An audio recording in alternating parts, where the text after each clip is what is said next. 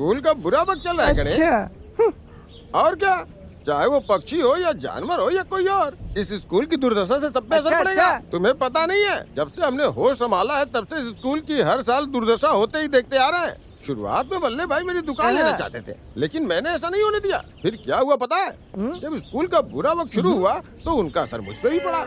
आज जो भी रोड से गुजरता है ना, उसे बुला के चाय पिलाना मेरी मजबूरी है। चाय पी लो भाई, चाय। तुझे क्या लगता है मेरे दिल पे क्या गुजरती होगी? जो कुछ भी हो, तुम मेरी तरह बुरे आदमी नहीं हो। मैं पहले विक्ट्री कॉलेज का प्रिंसिपल था, आज मैं वहाँ की चीजों की देखभाल करता हूँ। सही कहा, तभी स्कूल से ज्यादा बच्चे ट्यूशन सेंटर में होते हैं। आज इनके पास गिनती के बच्चे बचे हैं।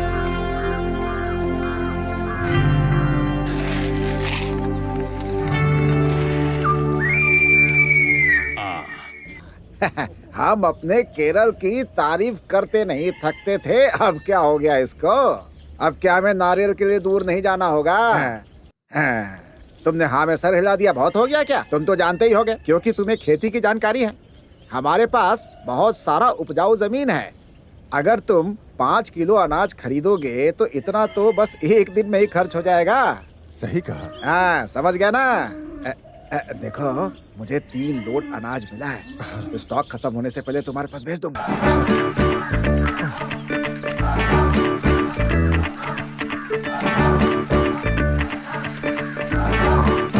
हाँ, अगर आप यहाँ पर अपना बिजनेस चलाते रहेंगे तो क्या ऐसे काम चल पाएगा?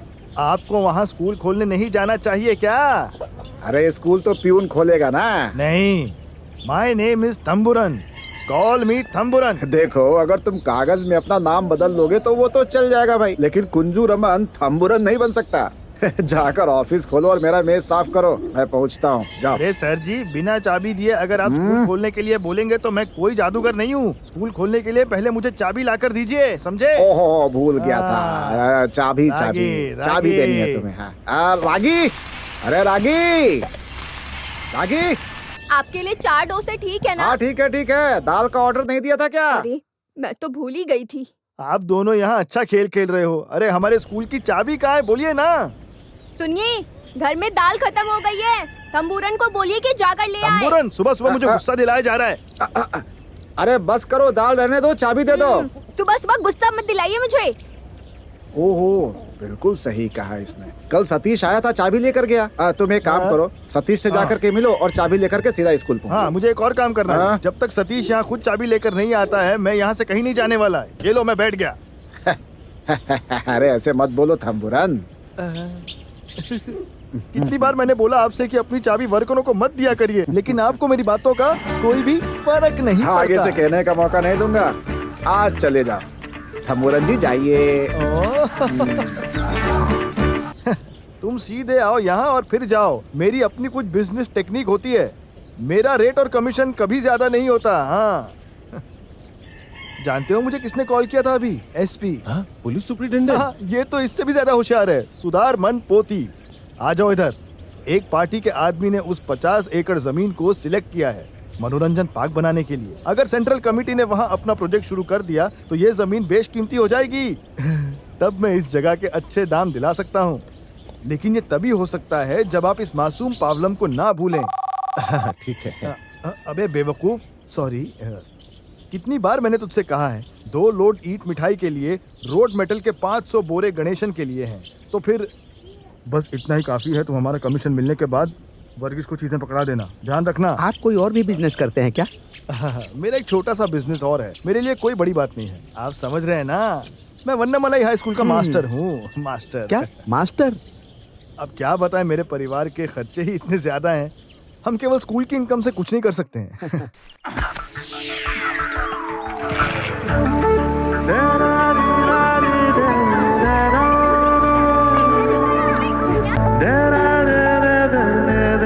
अरे मेरे प्यारे भाई, पहले उसे तो बिक जाने दो। केवल 3 महीने की बात है। अरे उसको क्यों इतने टाइम तक कैसे भी मैनेज कर लो, उसके बाद तुम्हारे सिर्फ कमर दर्द ही नहीं, हर तरह के दर्द दूर हो जाएंगे। रेट को तो मैं एडजस्ट कर ही सकता हूँ, ये मौका मैं अपने हाथ से नहीं जाने दूंगा। क्या पैसे घटाने के लिए? नहीं, मेरे पास कोई अंडरवेयर का स्टॉक नहीं है। ओह ठीक है। मास्टर, हाँ क्या हम यहीं रुके? क्या? या हम चले जाएं? निकलो। क्या यार? आप मुझे कोई सस्ते दाम में फ्लैट क्यों नहीं दिला देते मास्टर जी? अरे सस्ता दाम कैसे? अरे मैं तो तुम्हें फ्री में दूंगा, फ्री में। अच्छा दूंगा, ऐसी जगह जहाँ पैसा हवा में उड़ता है। तुम्हें वो मिल जाए तो समझो क्या होगा। उस जमीन का मालिक गल्फ कंट्री में है। आप टोकन के लिए कुछ एडवांस क्यों नहीं दे देते? आज तो इम्पॉसिबल है, मुझे पैसों का जुगाड़ करना होगा। अरे मास्टर जी, पहले आप किसी डॉक्टर के पास जाइए। इंग्लिश, मलयालम, हिंदी ये मिक्स करके बोलेंगे तो कंफ्यूज हो जाता है। अरे इसके लिए किसी भी ट्रीटमेंट की जरूरत नहीं है। इसके इनके लिए इतना ही काफी होता अगर ये तमाम लड़कियों से शादी किए बिना थोड़ा आराम कर लेते। मेरे पिताजी और दादाजी ने भी बहुत शादियां की थी, लेकिन उन्हें कोई भी हेल्थ प्रॉब्लम नहीं हुई। तुम्हें पता है क्या? हाँ, अरे सुनो, अकेली लड़की से शादी करना काफी नहीं है। वो अपने बल पर पूरा परिवार संभाल सकती है। लेकिन तुम्हारी आज हालत क्या है? घर में सो नहीं सकते। घर पर तो सिर्फ तुम एक्सरसाइज ही करते हो। मैं जा रहा हूँ चाय पीने के लिए। ओ, जाओ जाओ। ये अपने लोग बोल रहे हैं कि भूकंप आने वाला है, भूकंप आने वाला है। काफी दिनों से आप लोगों ने हवा बना के रख दी है कि एक नया मास्टर यहाँ पढ़ाने आने वाला है। ऐसी बात नहीं है सुधाकर, भूकंप की शुरुआत इसमें यहीं शक से हुई नहीं है। वो पहली बार उतरे और इस स्कूल के बारे में सुनकर स्कूल गए बिना वापस भाग जाए। वैसे तुम्हें कहाँ जाना है तुम्हें पता तो होगा ना उत्थामा? हाँ? वो हमेशा इसी तरह देखता रहता है कि कब वो मास्टर आए और वापस लौटने की मुहिम शुरू की जाए। सुधाकर, एक चाय, शक्कर ज्यादा डालना। आ गए तुम। क्यों नहीं आना चाहिए था क्या? बिल्कुल आओ। आप स्कूल में क्यों नहीं पहुँचे? बदले में हमसे पूछ रहे हो हेडमास्टर जी। मुझे लगा कि तुम अपनी वाइफ के साथ सऊदी अरब हनीमून बनाने गए हुए हो। क्यों भाई? तुम्हारा कमर दर्द कैसा है अब? सुधाकर, चाय कैंसिल। मैं जा रहा हूँ। क्या हुआ भाई? मेरी जीत गुस्सा मत होइए जलेगी, मास्टर इसलिए जी। पीऊंगा ही नहीं। क्या सच में इन्होंने फिर से शादी कर ली है? बिल्कुल बिल्कुल। सरकारी लोग हैं, कुछ भी कर सकते हैं। चुप करो यार तुम। गुरु भाई, आपको ये बात कैसे पता है? दूसरी शादी के बाद एक दिन इसने मुझे फोन किया था। सुधा शिवम मास्टर का घर खाली है ये पूछने के लिए। वहाँ ये अपनी नई बीवी के साथ रहना चाहता था। जो अनगिनत लड़कियों के साथ शादी करता है, ऐसे लोगों का समर्थन मत करो। अगर तुमने एक शब्द भी बोला तो मुझसे बुरा कोई नहीं होगा। चाय पीते पीते दाढ़ी बढ़ा ली और हर बात पे राय देता रहता है। तो क्या आपने उस घर की चाबी उसे दे दी? तुम्हारे घर की चाबी नए मास्टर को दे सकता हूँ क्या? फिर से नए मास्टर की बातें शुरू। गुरु भाई, कम से कम उसका कोई नाम तो होगा ना। विनय चंद्रन।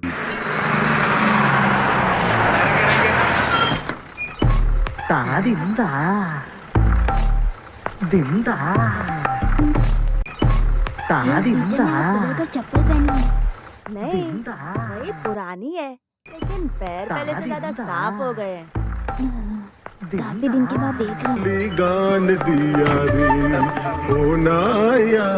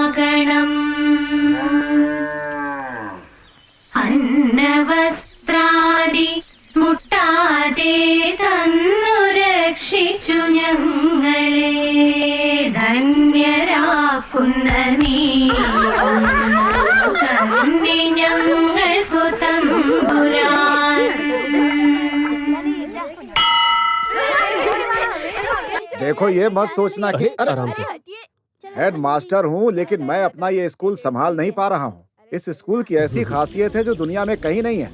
यहाँ टीचर्स को परीक्षा के पहले अपना कोर्स पूरा करना ही होता है, लेकिन छात्रों पे कोई दबाव नहीं है। वो एकदम आजाद रहते हैं। अपने क्लास में जाओ। जाती हूँ। ठीक है सर। आज्ञाकारी बच्चे हैं। तूने उसको देखा कि अगर कोई नौकरी से इस्तीफा दे या ट्रांसफर करवा के जाए तो उसकी जगह पे कोई दूसरा बिल्कुल नहीं आता है यहाँ पर। इधर आओ।